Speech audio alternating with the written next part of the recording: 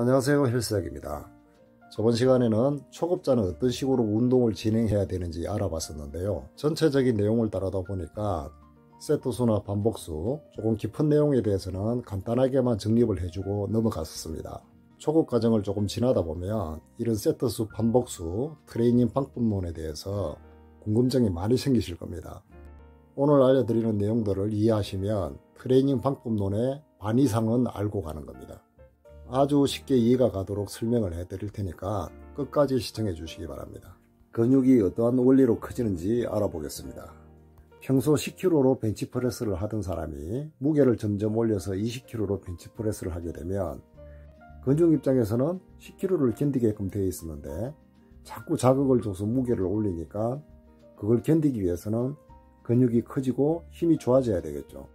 이제 근육이 커지는 원리를 알았다면 이 근육을 성장시킬 수 있는 방법이 필요한데요. 바로 그때 필요한 것이 세트법, 반복수, 그리고 여러가지 트레이닝 방법론이 되겠습니다. 그렇다고 무게만 올리다가는 부상 말고는 얻는 게 없습니다. 운동과 휴식, 영양, 이 3박자가 잘 맞아야 합니다. 그리고 제가 지향하는 운동 방식은 좀 오랫동안 건강하게 운동을 하자는 겁니다.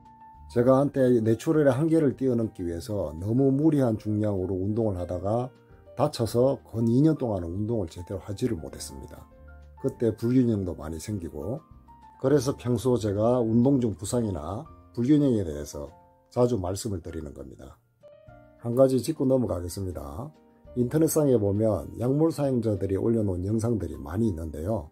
그 사람들은 내추럴과는 회복 능력 자체가 틀리기 때문에 무턱대고 그런 사람들의 운동 방식을 따라 하다가는 몸만 상할 뿐입니다. 그냥 영상으로 보시면서 저런 사람들은 저런 식으로 운동을 하는구나, 그 정도로만 이해를 해주시면 될 것 같아요. 그런데 약물 사용자 중에 본인은 병원을 다니면서 안전하게 사용을 하고 있다, 이렇게 말을 하는 사람도 있는데요. 그것은 좀 아닌 것 같습니다. 제 영상을 보시는 분들께서는 그런 말에 절대 현혹되는 일이 없도록 해주시기 바랍니다. 자, 그러면 반복수에 대해서 한번 알아보겠습니다. 저번에 제가 올려드린 영상에 약 20회 정도 할 수 있는 무게를 가지고 하라고 했죠. 제가 20회 할 수 있는 무게를 가지고 하라고 한 이유는 초보자분들이 어느 정도의 근력 형성이 되어 있는지를 전혀 모르기 때문에 안전하게 운동을 하면서 근력 향상을 위해서 그 숫자를 말씀을 드린 겁니다. 이제 교과서적인 반복수에 대해서 말씀을 드리겠습니다. 1회에서 5회까지 반복할 수 있는 무게는 근력 향상을 위한 것이고, 6회에서 12회까지는 근비대를 향상시키기 위한 숫자, 12회 이상 20회, 30회 고반복은 근지구력을 향상시키는 반복수라고 알고 계시면 되겠습니다. 그런데 어디에서 논문을 찾아보면 고중량 저반복으로 하는 5회 반복이 근성장에 더 좋다, 이런 얘기들도 있습니다. 그런데 많은 보디빌더나 운동선수들이 8회에서 12회를 기준으로 삼는 분들이 굉장히 많습니다. 그래서 제가 저번에 초급자를 위한 운동 방법 알려드렸죠. 그런 운동을 해서 어느 정도의 관절의 안정성이나 근력이 향상이 되었다면 이제부터는 8회에서 12회 반복수를 기준으로 삼아서 운동을 하시면 되는 겁니다. 지금 영상을 보시면 케이블로 가슴 운동을 하고 있습니다. 그런데 앞쪽에서 뭘 했죠? 플랫 벤치프레스를 했습니다.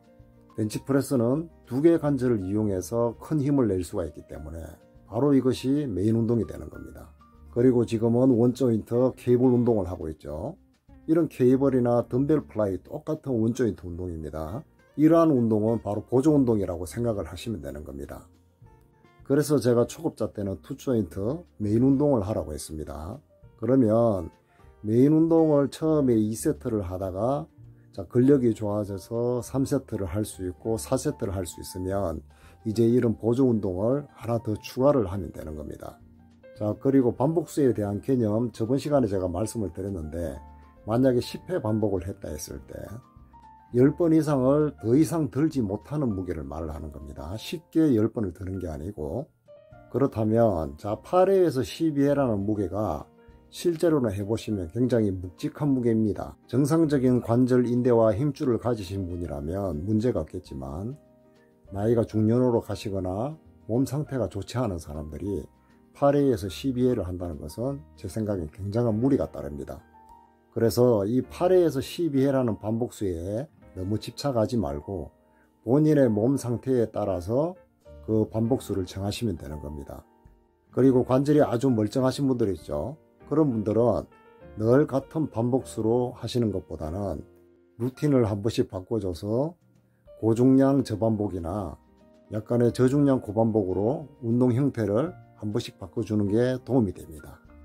늘 같은 세트와 횟수를 반복하다 보면 몸이 거기에 적응을 하면서 발전이 안 되는 거죠.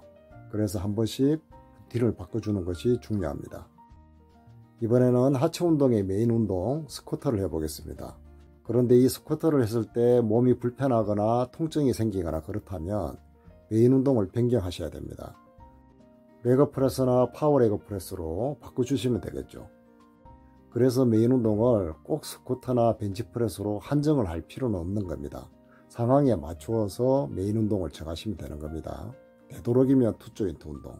그리고 체력이 아주 부족하신 분들이나 완전 초급자분들, 그런 분들은 이러한 레그 익스텐션이나 레그 컬을 이용해서 어느 정도 기초 체력을 다진 다음 프레스 계열 하체 운동으로 넘어가시는 게 좋을 것 같습니다.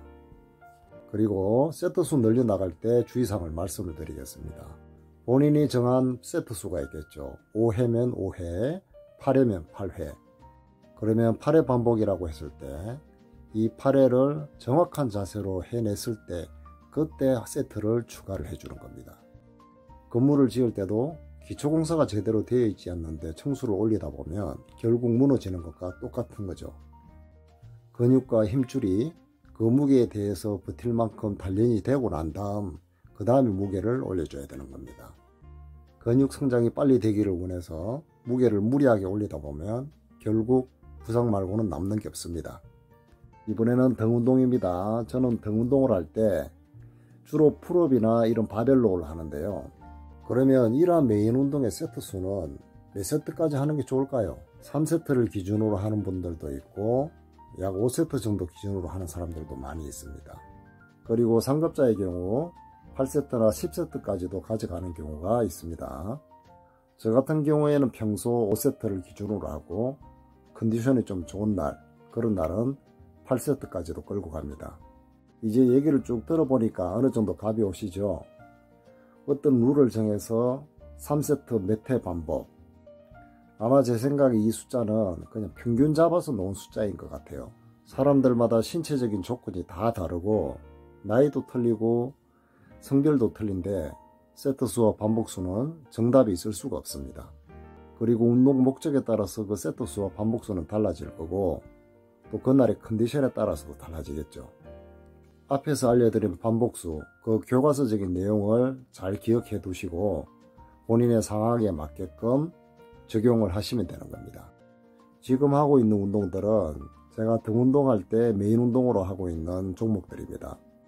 앞에서 했던 바벨로우나 이런 루마니안 데드리프트, 이러한 종목들은 초보자분들이 아마 감각을 익히기가 쉽지는 않을 겁니다. 그래서 상급자들이 하는 이런 운동들을 보고 본인이 느낌을 잘 찾지도 못하는데도 불구하고 따라하는 경향이 있습니다. 그래서 초급 때는 본인이 감각을 잘 찾을 수가 있고 느낌이 잘 오는 그런 종목을 선택하는 것도 아주 중요합니다. 그래서 초급 때는 이렇게 근력이 많이 필요한 운동보다 느낌을 좀 잘 찾을 수가 있는 이러한 랩풀다운이 도움이 더 되겠죠. 아니면 지금처럼 롱풀을 시행해 보는 것도 상관이 없습니다. 그러면 등 운동에 있어서 이런 메인 운동을 하고 난 뒤에 어떠한 보조 운동을 하는 게 좋겠습니까? 제 생각엔 케이블 앞풀다운이나 원암 덤벨로우 이런 것을 추가해 주면 좋을 것 같습니다. 이번에는 어깨 운동을 하고 있는데요. 자, 메인 운동으로 바벨 프레스도 괜찮고 덤벨 프레스, 머신으로 할 수 있는 프레스도 괜찮습니다. 이제 메인 운동과 함께 보조 운동, 세트를 늘려나가는 방법, 반복수에 대해서도 공부를 했습니다. 그러면 지금까지 공부한 세트와 반복수를 가지고 트레이닝 방법론을 간단하게 설명을 드리겠습니다. 볼륨 트레이닝이라고 있는데요. 이게 뭐냐 하면 대부분의 보디빌더들이 이런 식으로 운동을 할 텐데요. 자기가 원하는 중량을 선택을 해서 약 3개에서 5가지 운동 종목을 선택을 하고 종목당 실시한 중량과 세트 수를 총합을 한 것을 볼륨이라고 합니다. 쉽게 말해서 그 토탈 볼륨은 세트 수가 많아지면 당연히 볼륨도 많아지는 겁니다. 결론적으로 근성장에 많은 세트 수를 동원을 해서 운동량을 늘리는 것이 유리한지, 고중량 저반복이나 중저강도의 고반복으로 하는 것이 좋은지 그것을 찾아내는 게 관건입니다. 그래서 딱히 몇 세트가 좋다 이런 정답은 없습니다. 초중급자분들은 앞에서도 얘기했다시피 3세트 10회 반복을 기준으로 하든지 메인 운동 4세트, 보조 운동 4세트 이런 식으로 진행을 해 나가다 보면 처음에는 감이 잘 안 오지만 운동 경력이 쌓이다 보면 자신만의 볼륨을 찾을 수가 있습니다. 지금 영상을 보시면 바벨 프레스로 메인 운동을 하고 난 뒤에 보조 운동으로 사이드 레틀레이저를 하고 있습니다. 자, 이제 지금까지 이론을 공부를 했다면 이제 혼자서도 운동을 하시면서 스스로 깨닫게 되어 있습니다. 그런데 문제가 좀 있습니다. 앞쪽에 설명했던 운동 외에도 지금처럼 3두 운동, 2두 운동, 종아리 운동, 갖가지 운동들이 너무 많죠. 그래서 분할법이 있는 건데요. 하루에 다 운동을 끝낼 수 없으니까 신체 부위를 나눠서 운동을 하는 겁니다. 한 번에 모든 부위를 하는 것을 무분할, 그리고 상하체를 나누는 것을 2분할, 가슴 운동 하루, 등 운동 하루, 하체 운동 하루 이런 식으로 나누게 되면 바로 3분할이 되는 겁니다. 그러면 어깨 운동은 또 언제 하나요? 이것을 또 하루 추가해 주게 되면 바로 4분할이 되는 겁니다. 제 나름대로는 아주 쉽게 이해가 가도록 설명을 한 것 같은데요. 웨이트 트레이닝을 진심으로 대하시는 분들은 오늘 내용이 아마 상당히 중요한 내용이 될 수 있을 겁니다. 마지막으로 당부드리고 싶은 것은 근성장을 위해서 너무 무거운 중량을 선택을 하거나 많은 볼륨, 많은 세트 수를 진행을 한다고 해서 근성장이 빨리 이루어지는 것은 아닙니다. 우리 같은 일반인들은 너무 과도한 운동으로 인해서 일상생활에 불편이 와서는 안 되겠죠. 오늘 배우신 이론을 바탕으로 자신만의 세트와 반복수, 중량을 선택을 하고 프로그램을 스스로 한번 만들어 보시기 바랍니다. 지금까지 내용을 잘 이해를 했다면 이제 웨이트 트레이닝 이론은 하산을 해도 될 것 같습니다. 궁금한 점은 댓글로 남겨주시면 제가 최대한 노력해서 알려드리도록 하겠습니다. 구독과 좋아요 부탁드리겠습니다. 늘 건강하시고 행복하시기 바랍니다. 감사합니다.